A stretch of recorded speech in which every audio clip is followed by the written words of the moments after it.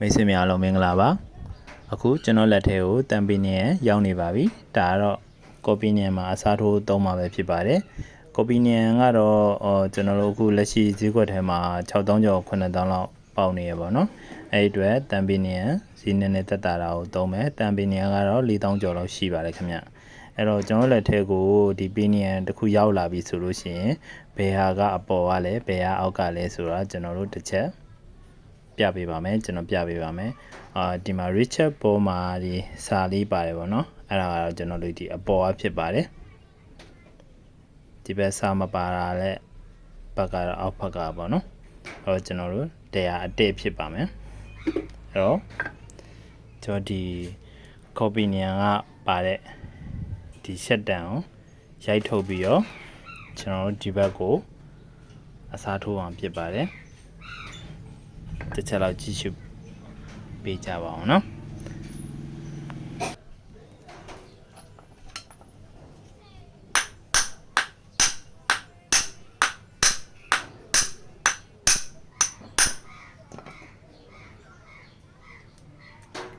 ကျွန်တော်ဒီကအပေါ်ပေါ့နော်ဒီတော့မှာ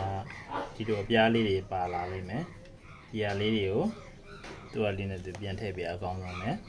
အဲ့တော့ကျွန်တော်သူ့နေရာနဲ့သူအမှတ်သားလေးနဲ့ထားပြီးချလိုက်ပါမယ်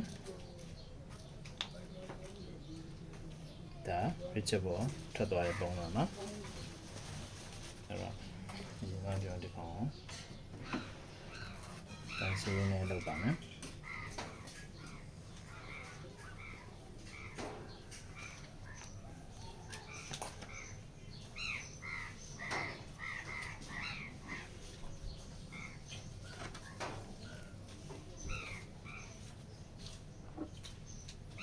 ကျွန်တော်ခုနပြောတဲ့အတိုင်းဒီကအပေါ်အဖြစ်တဲ့အတွက်ဒီ shut down ဒီဘက်ကထိုးထည့်လိုက်မှာဖြစ်ပါတယ်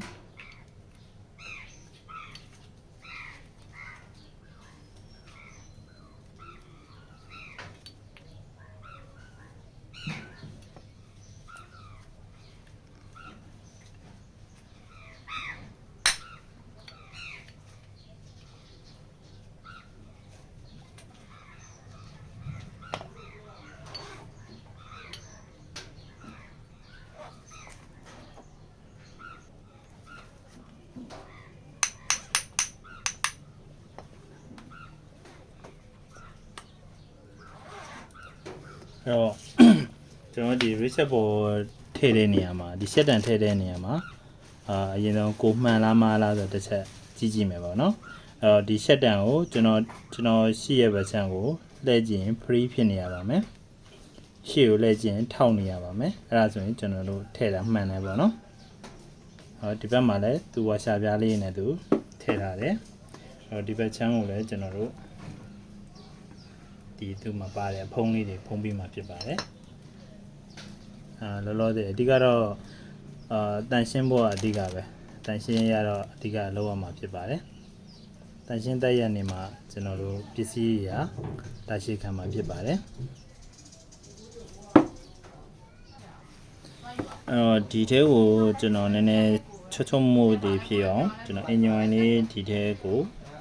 ဒီ shut down ကိုအနည်းငယ်ထည့်ပြီးမှဖြစ်ပါတယ်အဲ့တော့ TV ဆိုတာနဲ့ကျွန်တော်သူ့မှာပါတဲ့ဝါရှာပြားလေးအုပ်ပြီးမှဖြစ်ပါတယ်ဝါရှာပြားလေးပြီးရင်တော့ဒီမှာသူ့မှာပါတဲ့ဘောလေးပေါ့နော်ဘောလေးတက်လိုက်ရင်ကျွန်တော်တို့ပြီးပါပြီ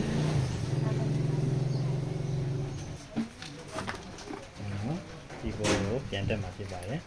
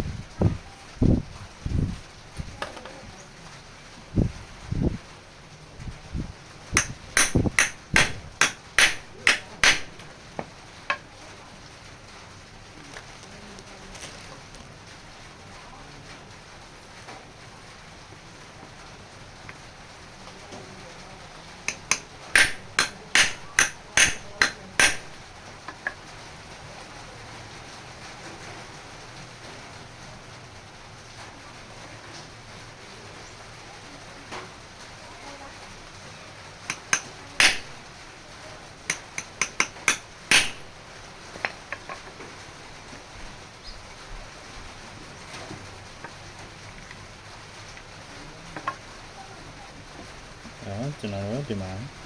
ဆိုရင်စီတော့ပါပြီ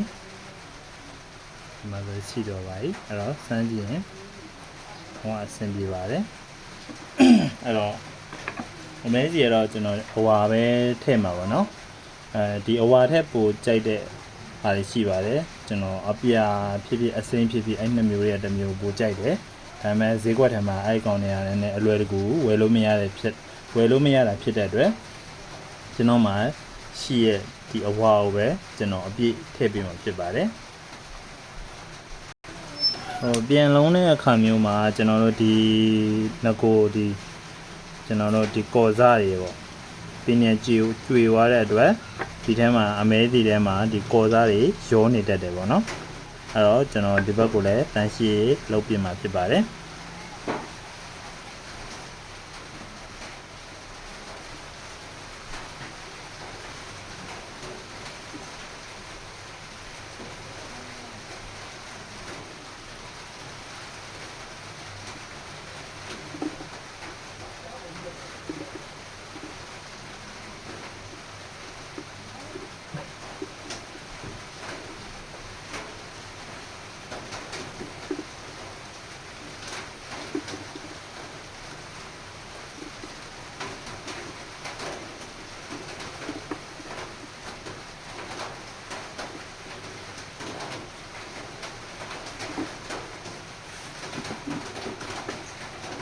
ဆက်တန်တွေအမဲကြီးထွက်လာအောင်တောက်ဖွင့်ပြီးတော့လီဗာဆွဲလိုက်ရင်အမဲကြီးထွက်လာအောင်တန်ရှင်းလုပ်မှာပေါ့နော်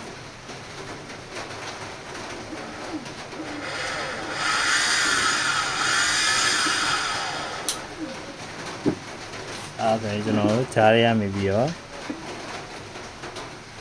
မြေကြီးတွေထွက်လာပြီပေါ့နော်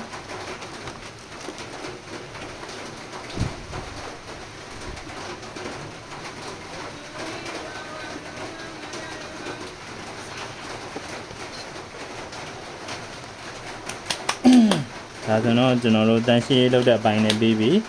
Richard Boy ဟိုဟာလေးရှက်တန်နေလည်းတက်ပြီးပြီပေါ့နော်အဲ့တော့ကျွန်တော်တို့ဒီဟာကိုထည့်လိုက်ရင်ပဲဖြစ်ပါတယ်အဲ့အတွက်ကျွန်တော်တို့ဒီမှာအမဲစီတုံးမယ်အောက်ပိုင်းနေလည်းတုံးမယ်ပေါ့တစ်ချက်လောက်ကြည့်ပေးပါအောင်နော်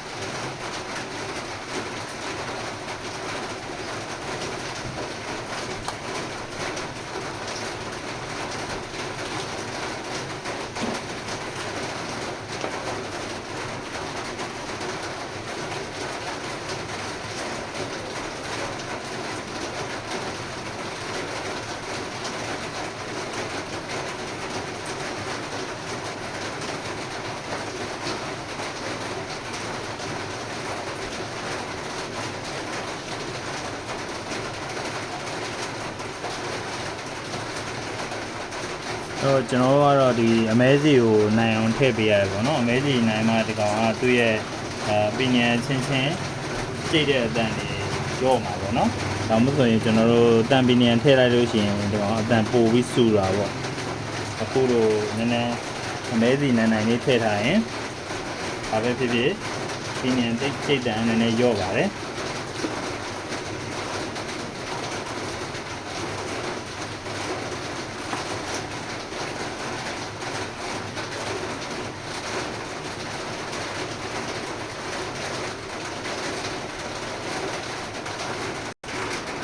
အဲ့တော့ဒီမှာပင်ရင်လည်းထည့်ပြီးသွားပြီအမဲစီလည်းအပြည့်ထည့်ထားတယ်အဲ့တော့ကျွန်တော်တို့ဒီမော်တာဖုံးအုပ်လိုက်လို့ရှိရင်ပြီးပြီပေါ့နော်ဒါပင်ရင်လဲတယ်ဆိုတာမခတ်ဘူးကျွန်တော်တို့ဒီမှာအကုန်ဖြုတ်ချလိုက်ကြိုးတွေလည်းဘာမှဖြုတ်เสียမလို့ဘူးမော်တာကိုဖြုတ်ပြီးတော့ဖွင့်လိုက်တာနဲ့ဒါပင်ရင်အဖြုတ်တက်လို့ရင်ပင်ရင်လဲတာပါအဲ့တော့ကိုယ်တိုင်လေးချင်တဲ့မိတ်ဆွေတွေကတော့လောက်တာလောက်အားပေးတယ်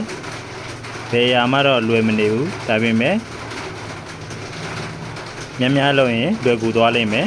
အခက်ခဲဆိုတော့အနည်းငယ်ရှိတဲ့အဲ့အတွက်ကျွန်တော်တို့အားပေးရလှုပ်ချင်တဲ့မိတ်ဆွေလှုပ်ပါရဲတင်းနဲ့လှုပ်ပါမကြောက်ပါနဲ့ကျွန်တော်အခုလှုပ်နေရဆိုရတယ်ဒါကျွန်တော်အရန်ကျွမ်းကျင်နေလို့အရန်သိနေလို့မဟုတ်ဘူးပေါ့နော်ဒါဆိုကျွန်တော်လှုပ်တယ်လှုပ်ရင်းနဲ့တင်ယူတယ်ဒီ ဒီကအားနေချက်အားသာချက်တွေကိုကျွန်တော်အမြဲတမ်းအဖြေရှာနေတယ်အဲ့တော့ကျွန်တော်သိထားတာတွေကိုမိတ်ဆွေတို့ပြန်လဲမျှဝေပြီးမှဖြစ်တဲ့အတွက်ကျွန်တော်ရဲ့ TikTok အကောင့်ပဲဖြစ်ဖြစ် YouTube Channel ပဲဖြစ်ဖြစ်တစ်ချက်လောက်စောင့်ကြည့်ပေးပါကျွန်တော်သိထားသမျှပညာတွေကိုမိတ်ဆွေတို့ပြန်လဲမျှဝေပေးပါမယ်ခင်ဗျအဲ့တော့တံပင်နေဘာကြောင့်ကြွေရတယ်လဲဆိုတဲ့အချက်ကိုကျွန်တော်ခုပြပေးမယ်နော်ပုံမှန်ဆိုလို့ရှိရင်အင်ဂျင်ထဲမှာဂီယာအင်ဂျင်ထဲမှာပါတဲ့ဂီယာဘောက်တွေဆိုတာကျွန်တော်တို့တောင်းတန်းဂီယာဘောက်တွေမကြွေဘူးပင်နေမကြွေဘူးဘာကြောင့်မကြွေရလဲဆိုတော့သူ့မှာအင်ဂျင်ဝိုင်နဲ့ဒီကောင်ကလေပတ်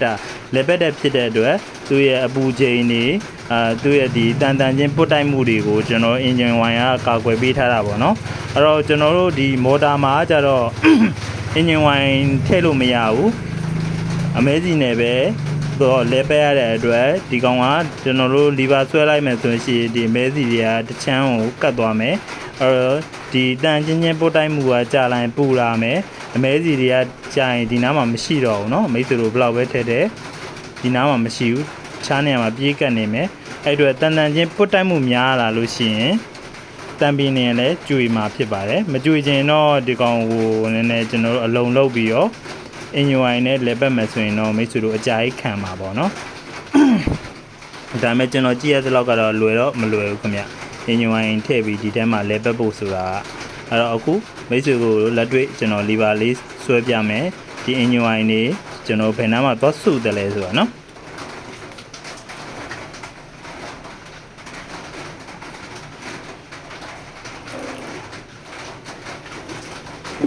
โอเค